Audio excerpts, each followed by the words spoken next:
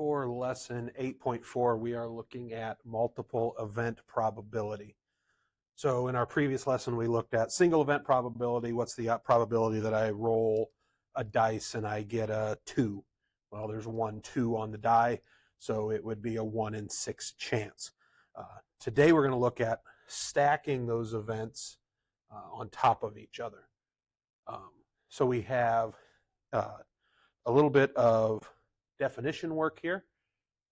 So we have independent events, and with independent events, okay, each event is unrelated to the other. So the probability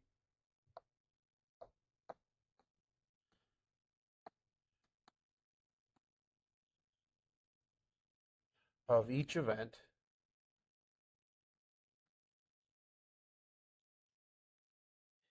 is not, that's important, the not impacted or affected by the outcome of another event.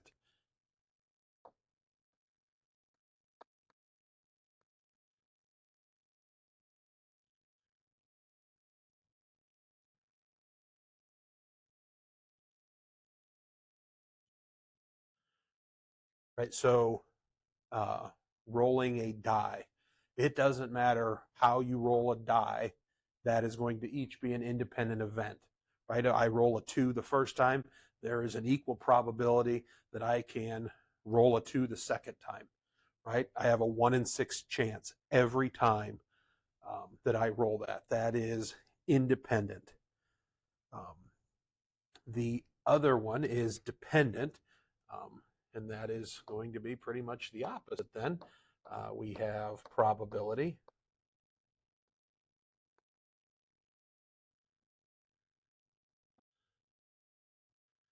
of each event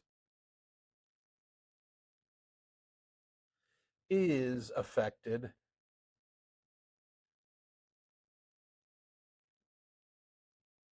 by other outcomes, by previous outcomes.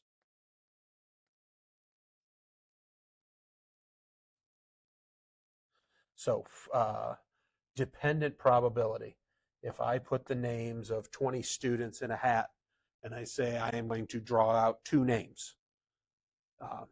So if I put each student's name in, the first time I draw a card or a name, there is a 1 in 20 chance that I pull your name out.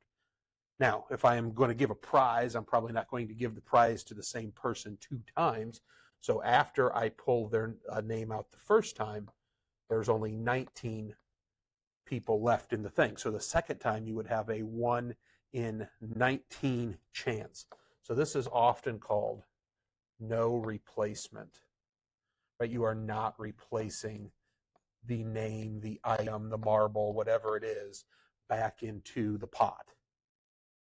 Okay, so let's look at some examples, right? We're flipping 3 coins. Those three outcomes are independent, right? So I flip coin 1, I want it to be a heads. That is a 1 in 2 chance. When I flip coin 2, also a 1 in 2 chance. And when I flip coin 3, it has a 1 in 2 chance. And to calculate this multi-event probability, you are going to multiply the individual outcomes. Right? So this would be a 1 in 8 chance. And in reality, all 3 of these would be a 1 in 8 chance. Right? If I want heads, heads, tails here, each of these has a 1/2 chance. 1/2 chance, 1/2 chance, 1/2 chance, all multiplied together. Rolling 2 dice, what is the result? That I roll a 4 and a 4. Well, each time I roll, there is a 1 in 6 chance that I get a 4, right? So I multiply that together for a 1 in 36 chance of rolling 2 4s. Rolling 2 even numbers. Well, there's 3 even numbers on each dice. So that would be a 9 in 36 or 1 in 4 chance. Okay, if you want to turn these into percentages, you can enter those fractions into the calculator and work it that way. For C, we want to know what is the probability that our resulting roll has a sum of 6. Now, to calculate sums, you're going to have to make a sum table, which we will use for both C and D, right? So we put our possible outcomes across the top and down the side. And then we're going to add 1 and 1 is 2, 1 and 2 is 3, 1 and 3 is 4, right? And we fill our table.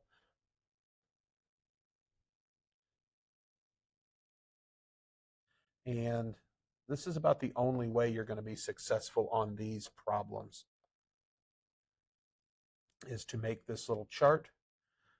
It's not the most fun task in the world, but it's fairly easy.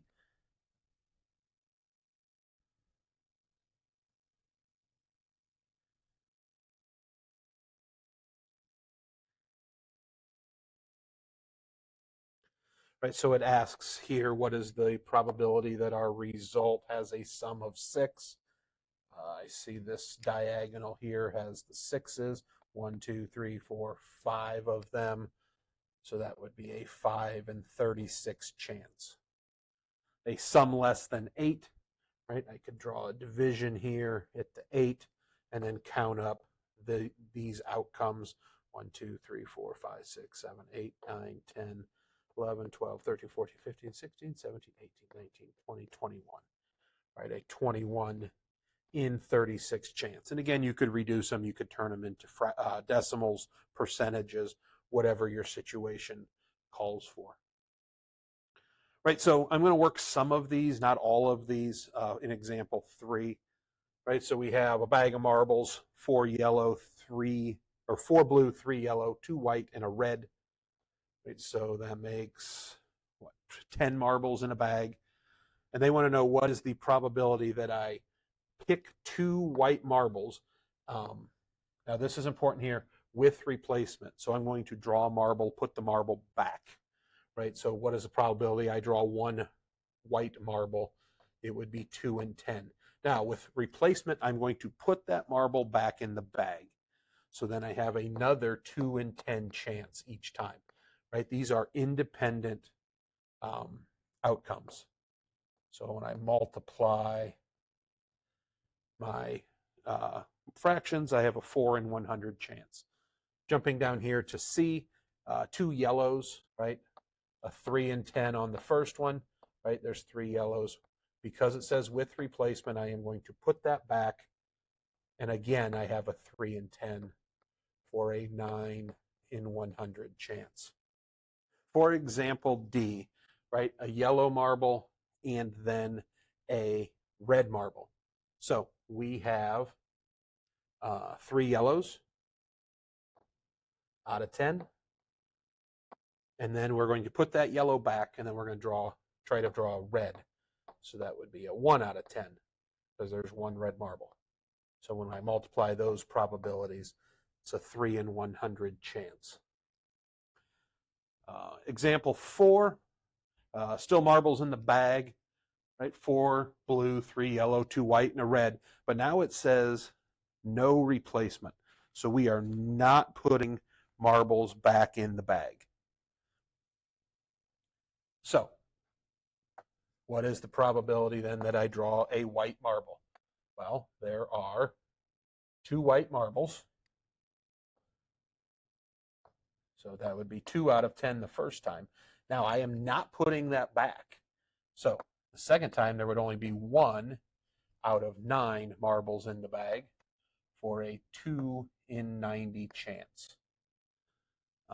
Looking at example, this one here, G, a yellow marble and then a red, right? So a 3 in 10 chance on the yellows and then a 1 in 9 chance on the reds, because the 1 yellow that I drew out is gone out of the bag.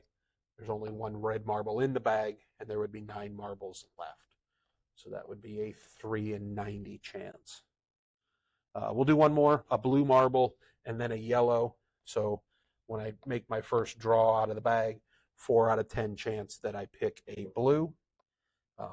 That would leave us with 9 marbles in the bag, and 3 of those then would be yellow for a 12 in 90 chance.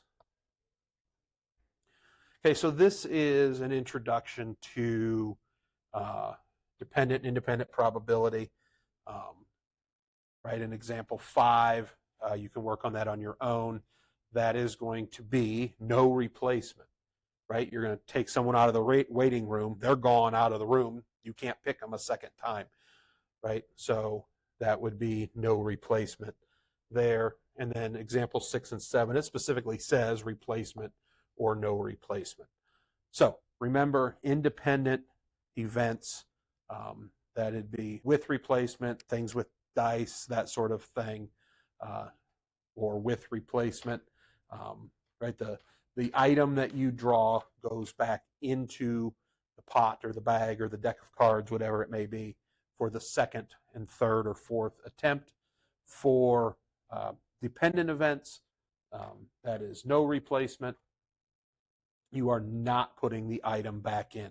So if I pull out a blue marble, the blue marble stays out. Hope that is helpful. Ask questions if you need help.